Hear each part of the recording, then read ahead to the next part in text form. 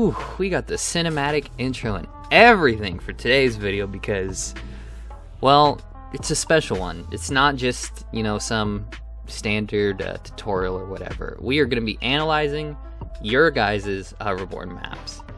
And this isn't just going to be some surface level bullshit like I've seen some other YouTubers do.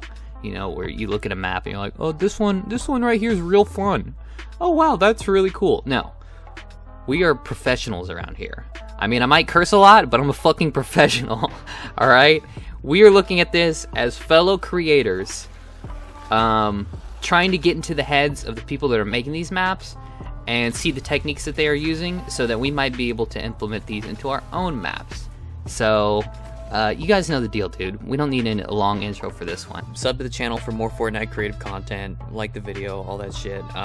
Supported creator code HK21, or better yet, use some of these guys' codes because they have worked really hard on their maps. So their codes will be down in the description along with some of their social links or whatever. Just make sure you're using a supported creator code, okay? Epic doesn't need $10 fucking for a skin, okay? Give 2 of that to a creator or whatever. Whether it's me, whether it's one of these guys, whether it's Valkyrie, doesn't make a difference. I mean, she's gonna inevitably be my e-girlfriend anyway, so that money will come back to me, so it all works out in the end. But without further ado, let's jump right into these maps. Alright, we're kicking things off with a simple but solid map, and it's by a dude named Saves 2, and it's called Jonesy Hawk's Pro Skater.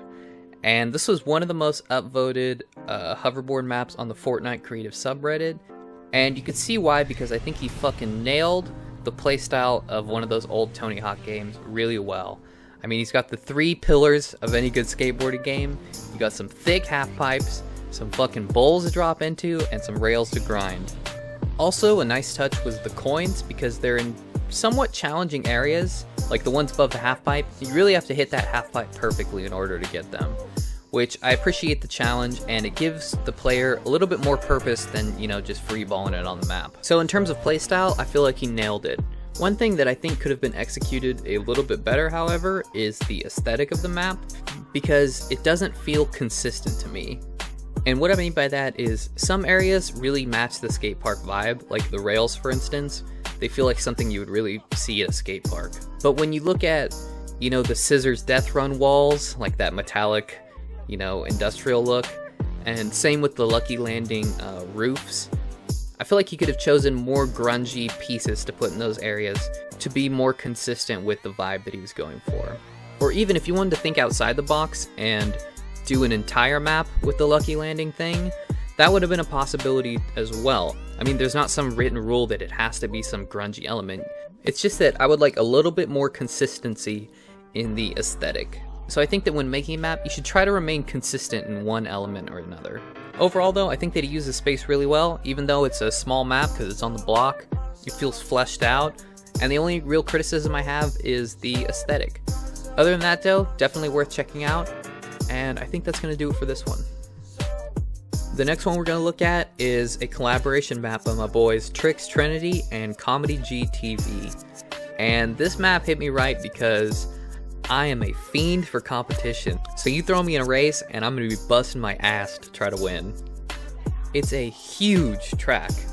And one thing that I really respected was that it wasn't all just, tricky turns or whatever, or long straightaways. It's a bunch of different elements into one map. So some areas are covered in ice, some areas are sharp turns, some areas are big jumps like the big ramp at the beginning. And this is nice because it gives some diversity to the race. Another thing that I loved was that it was dangerous. Like, this isn't just a speed race, this is also looking after your own life. I know this is a reference that nobody will get, but it reminded me a lot of a game I used to play on PlayStation 1 called Jet Moto, where there's some turns where you just fly off the map and die. And I think this is something that should be implemented into more race maps, is, dangerous jumps, traps, shit like that can really mix up the ordering of the race, rather than just, who's better at hitting turns or who's more spammy with the boost button. And maybe I'm a sadist, but it feels good to see my art get hurt, because obviously, I never die in real games. Where the fuck were you even at? That's right behind you. And as with the last map that we looked at, I appreciated that some parts were challenging. Like this split in the track right here, you really had to do a couple laps before I was able to nail it down consistently. Same with the little trap course that goes right up above this area. Obviously, if you don't hit it perfectly, the traps kill you.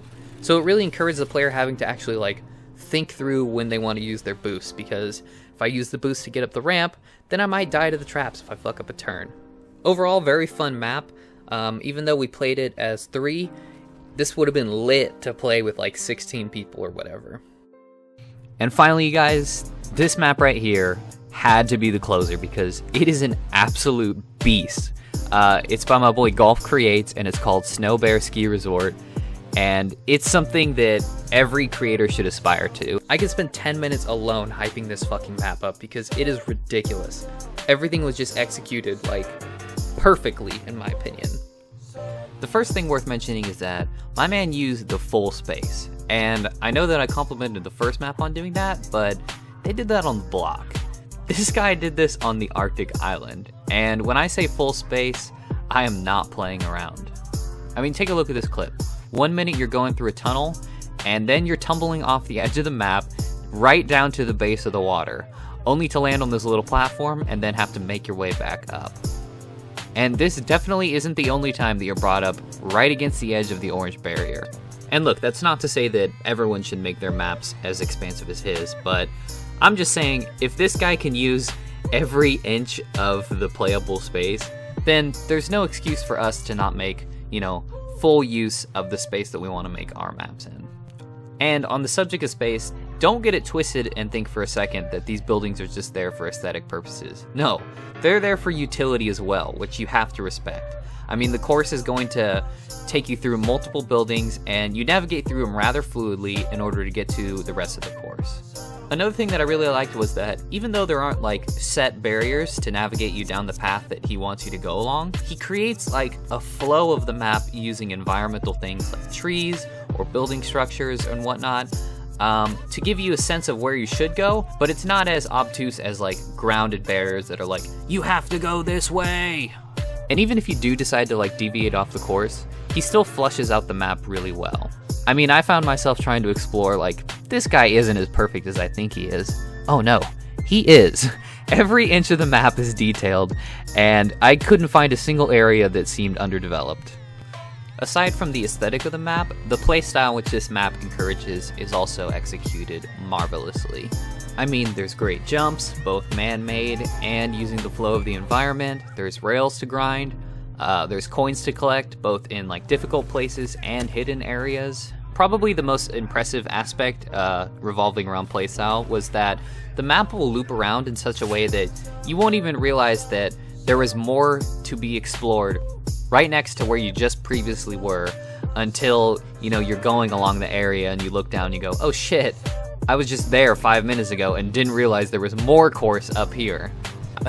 Look, I could go on and on about the stuff that this guy did well, but honestly, you should just go check it out yourself. While I was going through the map, it just felt like there was so much stuff for me to absorb and like log into my brain of like, oh shit, I should be doing that in my own maps, or oh wow, that's really cool how he used that piece of the environment. So definitely go check this map out. And that, my friends, is going to conclude today's video. Thank you guys for sending me these maps. I definitely want to do more in the future. I'm not sure what I want to focus the maps around, but I will let you know as soon as possible what those will be, so you can start sending them to me ASAP. Also, I don't want to like inundate you guys with videos, but I think I want to up my posting time to about 2 times a week, maybe 1.5. So be on the lookout for more videos. I have some more ideas of stuff to do outside of, map reviews and tutorial videos. So be on the lookout for that new content, baby. Other than that, thank you guys for watching this all the way through.